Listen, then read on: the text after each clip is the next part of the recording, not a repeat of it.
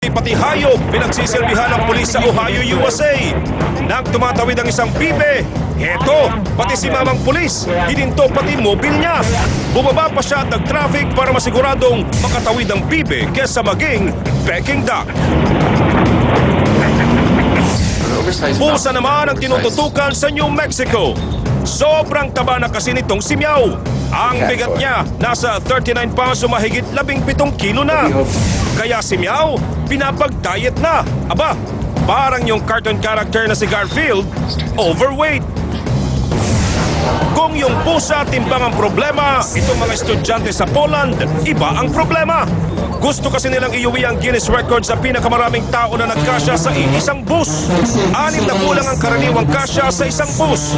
Pero doon, mahigit 240 ang mga estudyante ang nagkasya para sa kakaibang trip nila papuntang record book. Hindi naman sikip kundi lula ang kalaban ng isang stuntman sa China. Walang tali o namang harness, tumawid sa lubid ang lalaking si Dean Potter na nakatali lang naman sa dalawang mataas na bangin. Medyo na out of balance pa nga siya pero sa huli, natawid rin niya ang lubid na may taas na halos 2 kilometro sa loob lang ng 2 minuto. Oras nang rondahin natin ang mga balita. Metro Aksyon, ngayon na!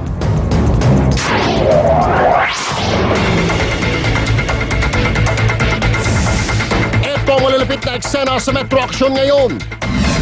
Construction workers sa Manila, doble malas ang inabot, nabaril na sa muka, nabundol pa ng bus. Mga produktong pampaganda kinumpiska ng mga otoridad sa mga tindahan sa Santa Cruz, Maynila. Nasamsam na beauty products, smuggled na nga, may lason pa raw. Tindahan ng tsinelas at sapatos sa nabotas, nila mo nakapoy. Danyo sa sunog, aabot ang mahigit 3 milyong piso.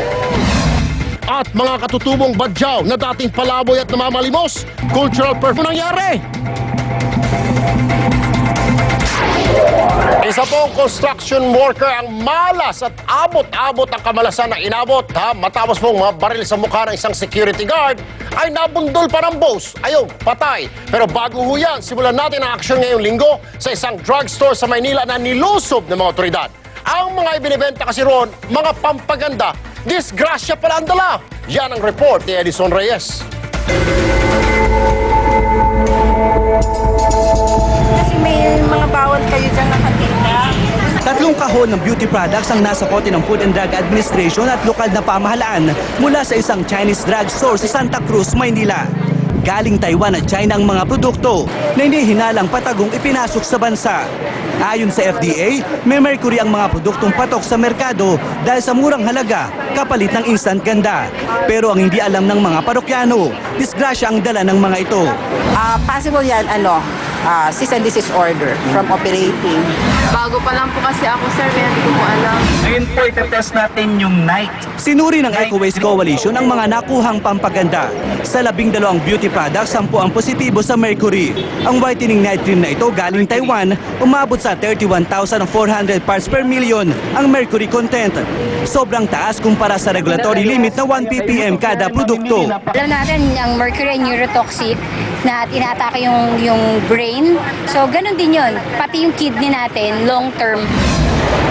Bukod sa epekto sa utak at atay ng tao, delikado rin ang mercury sa mga buntis. Kaya naman isinusulong ng Manila City Council na tuluyan ng ipagbawal ang pagbebenta ng mga produktong may toxic content gaya ng mercury. Kikita ka nga pero nakakasakit ka naman ng mga tao. Wala ngayon sa bansa ang Chinong may-ari ng drugstore. Posible siyang maharap sa multang hindi bababa sa 50,000 piso at kulong na hanggang 1 taon. Edison Reyes, News 5. Samantala, bangkay ng lalaki natagpuan palutang-lutang sa Manila Bay. At truck sinalpok ng bus sa NLEX, 6 na pasahero sugatan. Narito ang report. Kulubot ang balat at lumulobo na ang bangkay na ito nang matagpuan ng mga mangingisda sa Manila Bay kagabi. Blanco pa rin ang Manila Police sa kaso dahil bukod sa walang anumang pagkakakilanlan, wala rin itong marka ng sugat o anumang senyales na sinaktan ito. Nasa St. Ivan Funeral Home sa Maynila ang labi ng lalaki. Wasak na wasak ang truck na ito matapos salpukin ng isang Florida bus sa North Luzon Expressway kaninang madaling araw. Sa inisyal na investigasyon, bigla na lang nag-overtake ang bus ng kakanan ng binubuntot ng truck sa Santa Rita exit. Dito sumabit sa puweta ng truck ang bus. Sugatan ng 6 na sakay ng bus kabilang na ang konduktor na nasa kritikal na kondisyon. Nahaharap sa kasong reckless imprudence resulting in multiple physical injuries ang driver ng bus. Swerte namang walang galos man lang ang driver ng truck. Patay ang construction worker na pinaginalaang magnanakaw ng bakal sa Rojas Boulevard sa Maynila. Kinilala ang biktima ang si Albert Mabaya. Mismong secure raw sa pinagtatrabahuan niyang bumaril sa kanyang mukha. Ang masaklap pa, nabaril na nga siya sa mukha. Nasagasaan pa si Mabaya ng bus habang tumatakas. Pinaghahanap na ng mga otoridad ang suspect na si Q na kinilalang si Rafael Orillo. Susunod, pabrika ng tsinelas sa Malabon, nilamon ng apoy. Halaga ng mga ari-ariang naamo, aabot raw ng 3 milyong piso. Mga dating tambay at palaboy na katutubong badyaw, paano nga ba naging cultural performers?